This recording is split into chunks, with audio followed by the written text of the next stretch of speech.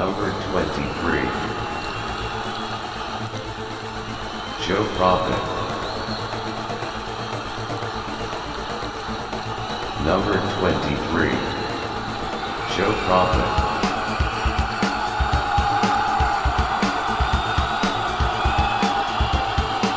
Number 23. Joe Prophet.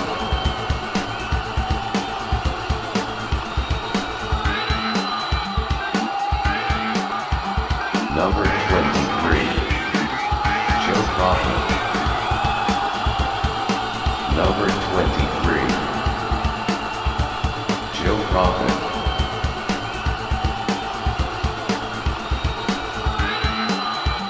And welcome to After the Game with Dr. Michael Sapella. Michael, it's always great to be with a former NFL player, and we're here for a special reason tonight, and that is to talk a little bit about what it is that we do while we're playing in the National Football League and how we get out of the game and have something to do once we finished. Tell us a little bit about your path from National Football League into the medical profession. Well, I spent a total of 5 years in the league, most of it injured. I had a knee injury in college where I tore my ACL, and back in those days, they didn't repair the ACL. You got that. Yeah. So every year the knee would give out and I would have surgery, and it got to the point where I was looking for something beyond football. One of my former teammates, Jim Kovach, was actually going to medical school. Those of you that are sports fans, and specifically those that are track and field, know the name of Ralph Boston. Ralph, how are you today? Feeling good, feeling good. Totally retired, do nothing but what I want to do, when I want to do it, and I feel fine. You know what? That is the American dream, to have a marvelous career like you've had, and be able to retire and sit back and do the things that you want to do when you want to do them. Absolutely. Well, one of the things that we want to talk about today is the young people that are out there in school from on each level, high school, college, and even getting into junior college. That it's very important that you have a plan so that when you're out of school, that you can do something that's financially rewarding and also satisfying to yourself, and you'll be able to support your family. Welcome back to the show. We're here today with a very, very special guest, Mr. Gale Sayers, or Mr. Chicago Bears. Gail, we're back from our break, and I want to talk a little bit about the sickle cell anemia and ask you in your own words, how do you feel about trying to help out this organization? Well, you know, you hope that everyone feels something when, you know, somebody tells you that your son has sickle cell, or your daughter, you know, or, you know, a friend. Because it's a dreaded disease, and it attacks mostly minority. Hello, and welcome to the show. Today we have a very special guest, Evander Holyfield, heavyweight champion of the world in Atlanta. We're here with Holyfield today for a very special occasion, and that is trying to help and solve a mystery. A disease called sickle cell anemia, a disease that affects the blood cells of about 72,000 Americans, or 1 in every 500 African Americans, and 1 in every 1,400 Hispanic Americans, or Latinos. He's taken the time out of his very busy schedule to come to Montgomery, Alabama, to help out this effort with the Calhoun Foundation, an organization that is putting a lot of effects and a lot of efforts on trying to find a cure for this disease.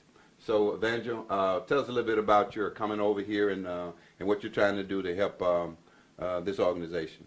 Well, the most important thing is always gives me, I'm very honored to have an opportunity to help anybody, because I'm one of the, what you call, underprivileged person that was brought up and was struggling, and was someone that helped me. So the most important thing in life is when you receive help, it's just good to go back and give help. Hello, Welcome to our show today. Today we have the special guest, Eon Bailey. Eon is an aspiring actor and has done many, many movies, and is here in Atlanta today visiting us as a special guest. Eon, welcome. Thank you very much. It's an honor to be here. Well, you know, we're glad to have you here in Atlanta. I want to ask you, I was looking today with interest at one of your trailers. Imagine this. Amazing footage that you took working with kids in Peru. Tell us a little bit about your activities in that area. Well, what it is it's a part of, that is the pilot episode for a show called Imagine This. And what it is it's a show about philanthropy and community building. Right. And a team comes together from all over the world. These people are engineers, inventors, environmentalists, artists, and they will travel the world and create projects for people in need of particular things. And welcome to After the Game. Today, as a special guest, we have Gerald Riggs. Those of you that are football fans remember the name Gerald Riggs. Gerald is a Louisianian, as I am, born there. And from there he went to Arizona State, and from Arizona State into the Atlanta Falcons.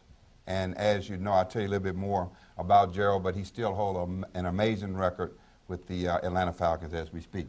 Now, Gerald, let me ask you one thing. One of the things that every fan out there is always asking, whatever happened to Gerald Riggs, or whatever happened to John Riggs, or whatever happened to Steve Bartkowski, Tommy Novers, those guys, Ken Reeves. I would like for you to tell us a little bit about what it was that excited you and that motivated you to start to thinking about a career after the game when you were actually playing, even from starting in college. Yeah, well, you know what, it's not hard because at some point in time, the game is going to end. Right.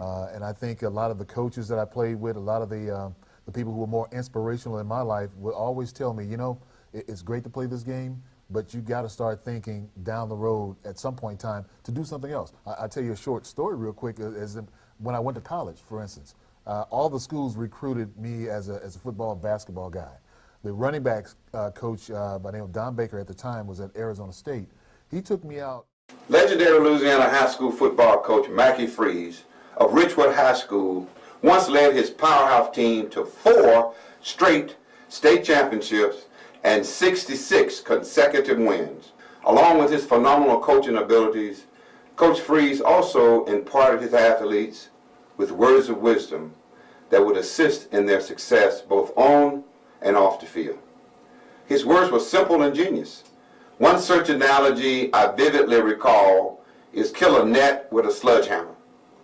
That is, when you do a job, do it to the best of your ability and thoroughly. Sometimes in life, all we need are words of motivation. We want to hear from you. We want to know what motivates you, our fans. You can send quotes, stories, or videos to joeprofitshow.com/motivation. Here, you can also explore great resources, view videos, bio profiles, and discuss topics from previous shows. We are your source for motivation, information, and inspiration. See you next time after the game.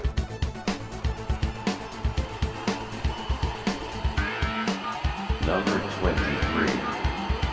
Show3.